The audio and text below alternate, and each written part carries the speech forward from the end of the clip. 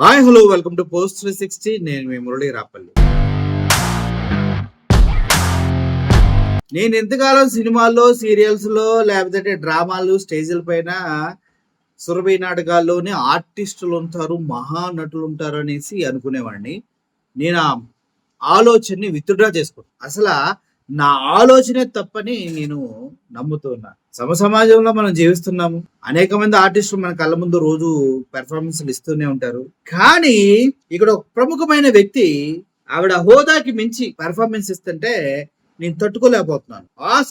భాస్కరు ఎన్ని అవార్డులు ఉన్నా, చివరికి గ్రామీ అవార్డు తెలుసు కదా, గ్రామీ అవార్డు ఉన్నా కూడా తీసుకొచ్చి మన అనితి గారికి ఇవ్వాలి. హోమ్ మినిస్టర్ అనితి గారికే ఇవ్వాలి. అసలు అనితి గారి పెర్ఫార్మెన్స్ ఈ మధ్య కాలంలో అబ్బో నవ్వుతే నా భవిష్యత్ అద్భుతమైన పెర్ఫార్మెన్స్ ఇస్తున్నారు మేడం గారు.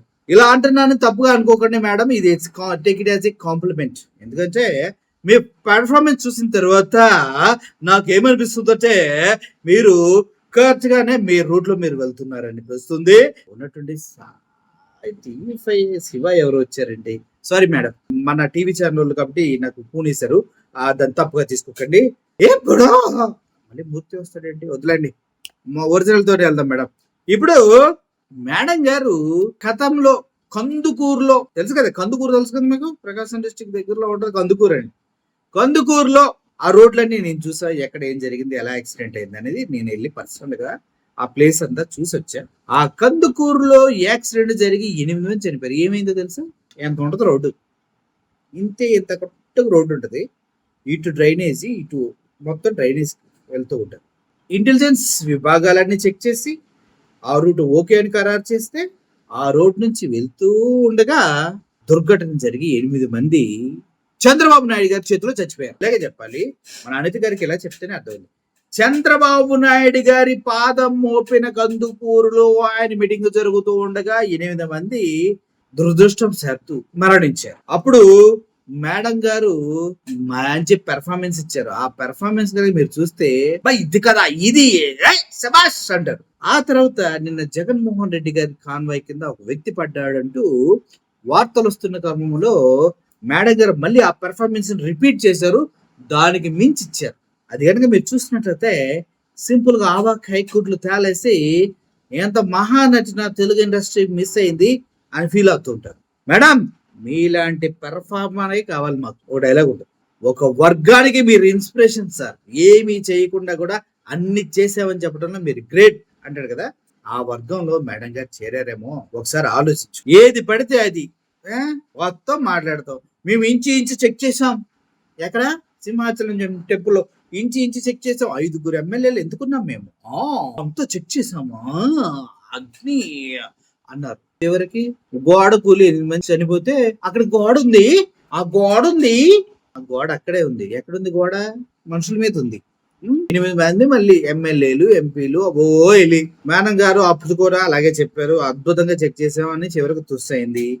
తర్వాత మొన్న వచ్చారు, గంజాయిలు తాగుబోతులు రోడ్డు మీద కొడితే తప్పేంటి అని ఆగారు. దానిపైన కేసు వేస్తే మేడం గారు అసలు నిజంగానే ఎవడికి హోమ్ మినిస్టర్ పదవి ఎలా ఇచ్చారా నాయన, చట్టాన్ని చేతుల్లోకి తీసుకోకూడదని మినిమం నాలెడ్జ్ కూడా లేని వ్యక్తిని తీసుకొచ్చి ఎలా కూర్చోబెట్టారు అనుకున్నాం. అలాగే రాప్తాడు వెళ్తే అక్కడ ప్రజలు వచ్చి హెలికాప్టర్ తోసేస్తే అది ఎయిర్ క్రాక్ వస్తే ఏంటి అని అడిగితే మీడియా పైన ఒక్కొక్కరు పెడతామా అని పాపం మేడం గారు ఫ్రస్ట్రేట్ అయిపోయారు.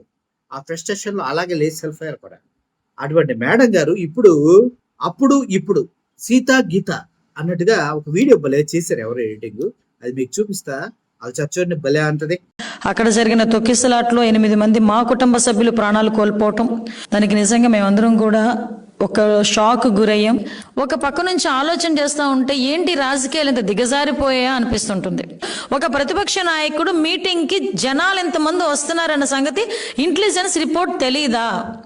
ఇంటెలిజెన్స్ వాళ్ళకి ఆ మాత్రం బుర్ర లేదా? ఆ రిపోర్ట్ ఇవ్వరా? ఎంతమంది పోలీసులను పెట్టాలి? ఇది ప్రభుత్వ వైఫల్యం కాదా? ఇది పోలీస్ వైఫల్యం కాదా? ఒక్కొక్కసారి రాజకీయాలు ఇంత దిగజారిపోయాయా అనిపిస్తూ ఉంటుంది. అంటే ఏంటి రాజకీయాలు ఇంత దిగజారిపోయాయా అనిపిస్తుంటుంది. మనుషుల ప్రాణాలంటే లెక్కలేదా? ఇంత ఉన్మాద పరిస్థితుల్లో కూడా రాజకీయ నాయకులు ఉంటారా? నిజంగా నాకైతే చాలా ఆశ్చర్యం అనిపిస్తుందండి. ఇలాంటి సిచ్యువేషన్ నుంచి తన నిర్లక్ష్యంగా 2 చనిపోయారు. అతని నిర్లక్ష్య కారణంగా ఇది ప్రభుత్వ వైఫల్యం కాదా? ఇది పోలీస్ వైఫల్యం కాదా? తన నిర్లక్ష్యంగా ఇద్దరు చనిపోయారు అతని నిర్లక్ష్య కారణంగా.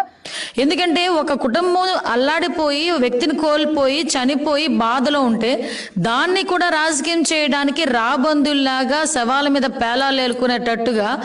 చూసారా, విశ్వవిఖ్యాత నట సార్వభౌమ కళా తపస్వి, అసలు ఎన్ని అవార్డులు ఉంటాయి, అన్ని అవార్డులు మేడంకి ఇచ్చేయాలి కదా. అప్పుడేమో గవర్నమెంట్ తప్పంట. ఎందుకు? చంద్రబాబు నాయుడు గారు వెళ్తే అక్కడ సెక్యూరిటీ ఇవ్వలేదంట. ఏం సెక్యూరిటీ? నువ్వు గల్లీలోకి వెళ్ళి బురద గుంతల్లో పడతావని ఎవడని అనుకుంటాడా? అప్పుడేమో జగన్మోహన్ రెడ్డి గారి గవర్నమెంట్ సెక్యూరిటీ ఫెయిల్యూర్. ఏంటి, రేపు పార్టీలు గీప్ పార్టీలు అన్ని ఇచ్చి చంద్రబాబు నాయుడు గారిని ముద్దలా కాపాడుకుంటుంటే అదేమో జగన్మోహన్ రెడ్డి గారికి ఫెయిల్యూర్. అసలు Z+ కేటగిరీ సెక్యూరిటీ ఉన్న జగన్మోహన్ రెడ్డి గారికి సెక్యూరిటీ ఇవ్వమంటే పిలువందుల ఎమ్మెల్యే కదా అని మాట్లాడిన ఈ మహాతల్లి వచ్చి ఇప్పుడు మళ్ళీ జగన్మోహన్ రెడ్డి గారు చేసిన తప్పని మాట్లాడుతుంది. మా వ్యక్తి చనిపోతే మేము చాలా బాధల్లో ఉందా అని ఏడుస్తుంది.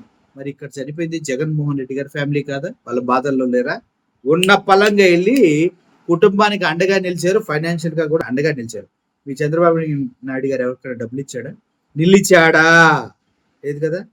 ఎవడు గ్రేటు? ముసల కన్నీళ్ళు కరుస్తూ ఓవర్ యాక్టింగ్లు, భారీ డైలాగులు, ఇంకా సెట్లు ఒకటి తక్కువ. భారీగా సెట్లు కూడా ఏంటమ్మా, ఏదైనా కెమెరా పెడితే మంచి ఆర్టిస్టులు అయిపోతారు వీళ్ళంతా. సో ఆంధ్రప్రదేశ్ ప్రజలు గమనించాల్సింది ఏంటంటే, కందుకూరులో 8 మంది చనిపోయారు, అదేవిధంగా పుష్కరాల్లో 28 మంది చనిపోయారు. ఆ తర్వాత చంద్రబాబు నాయుడు గారు 2002లో ఒక మీటింగ్ లో 3 చనిపోయారు. ఇలా చనిపోయిన వాళ్ళందరిపైన కేసులు పెట్టుకుంటే చంద్రబాబు నాయుడు గారిని ఉరి తీయాల. ఆయన చేసిన దానికి ఉరి తీయాల. ఆయన ఏం మాట్లాడిన దాన్ని చూస్తే ఉరి తీసుకోవడం మళ్ళీ ఇంకోసారి ఉరి తీయచ్చు. ఎందుకు తెలుసా? ఎక్కడ చనిపోవట్లేదు, కుంభమేళాలు సరిపోవట్లా, యాక్సిడెంట్ లో చనిపోవట్లా అని మాట్లాడారు. అది మీ అందరూ తెలుసు. ఇలా తప్పించుకోవడం జగన్మోహన్ రెడ్డికి రాక నిన్న ట్విట్టర్ వేదికగా ఆయన తన బాధను పంచుకున్నారు. నేను పల్నాడు వెళ్తున్నప్పుడు విషయం తెలియదు, తిరిగి వచ్చేటప్పుడు నాకు చెప్పారు. అప్పటికే నేను వాకప్ చేస్తే అక్కడ ఉన్నటువంటి పార్టీ ఇన్ఛార్జి అంబటి రాంబాబు వెళ్ళి హాస్పిటల్లో కుటుంబానికి తోడుగా నిలిచారు. అయినా కూడా రేపు తెల్లారి మార్నింగ్ వెళ్ళి ఆయన చనిపోయాడని తెలిసిన తర్వాత మన పార్టీ కార్యకర్తకి 10 లక్షలు ఇవ్వండి అని చెప్పారు. ఇదంతటికి కారణం, జరగడానికి కారణం ఎవరు? సెక్యూరిటీ ఇవ్వలేదు, రోప్ పార్టీ ఇవ్వలేదు, ప్రోటోకాల్ ఫాలో అవ్వలేదు. ఎవరంటే పులివెందుల ఎమ్మెల్యే అంటారు, మాజీ సీఎం అన్న విషయం ఎవరికి తెలియదు. ఇన్ని దారుణాలు చేసి ఇక్కడ ఆస్కార్ పర్ఫార్మెన్స్ ఇవ్వకండి మేడం. ఇప్పుడు ఎవరు నమ్మే సిచ్యువేషన్ లో లేరు. సోషల్ మీడియా చింపారేస్తుంది ఒక్కొక్కరిని. మీరేమో ఇష్టం వచ్చినట్టుగా, మనసుకు నచ్చినట్టుగా అటు ఇటు ఇటు ఇటు ఏదో చేస్తున్నారు. This is not going to work out madam. Work out కాదు. ప్రతి ఒక్కరికి వాస్తవాలు తెలియజేస్తాం మేము, అందుట్లో ఎటువంటి సందేహం లేదు. ఏదైనా కూడా మంచి ఆర్టిస్ట్, సినిమా ఇండస్ట్రీ మిస్ అయ్యి మనస వాచ కర్మణ నమ్ముతూ మీరు వచ్చే జన్మలోనైనా మంచి ఆర్టిస్ట్ గా ఎదగాలని కోరుకుంటూ సెలవు తీసుకుంటున్నాను madam. Thank you for watching this video. Murali signing off. Thank you so much.